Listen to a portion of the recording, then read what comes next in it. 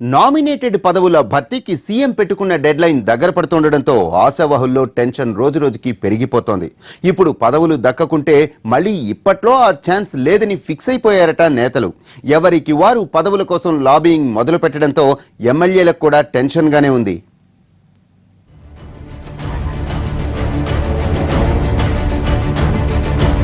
Telangana TRS లో nominated పదవులపై ఉత్కంఠ మరింత పెరిగింది.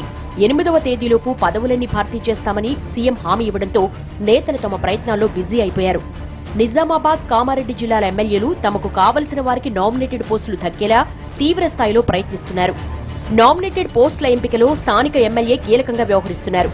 పార్టీలో మొదటి నుంచి పనిచేస్తూ పదవులు లేని వారికి ప్రాధాన్యమిస్తామని సీఎం చెప్పడంతో సీనియర్లు గంపడాస్ పెట్టుకున్నారు. ఇప్పుడైనా పదవులు రాకుంటే ఇక ఈ టర్మ్లో ఆశలు లేనట్లేనని నేతలు ఫిక్స్ అయిపోయారు.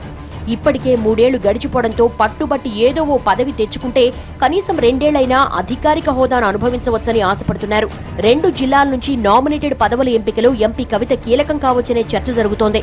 ఎమ్మెల్యేలు మంత్రి పోచారంతో సమావేశమయ్యాక ఓ జాబితాను రెడీ చేసి కవిత దగ్గరకు వెళ్లినట్లు తెలుస్తోంది.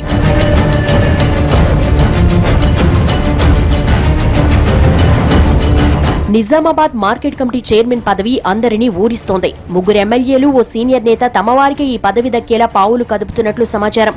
ఏడాది క్రితమే ఈ పోస్టు భర్తీ కావాల్సిన స్థానిక ప్రజాప్రతినిధుల మధ్య ఉన్న పోటీతో ఎంపిక ఆలస్యమవుతూ వచ్చింది. ప్రస్తుతం ఈ పోస్టు బీసీ మహిళలకు రిజర్వ్ అయింది. రాష్ట్రంలోనే ముఖ్యమైన వ్యవసాయ మార్కెట్ కావడంతో చైర్మన్ పదవిని నేతలంతా ప్రతిష్టాత్మకంగా తీసుకున్నారు.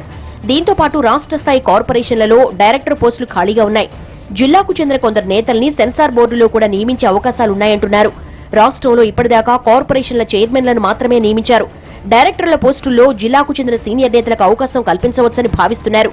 నిజామాబాద్, కామారెడ్డి జిల్లాల పరిధిలోని అర్హులైన వారి జాబితా ఇప్పటికే సిద్ధం చేసినట్లు సమాచారం.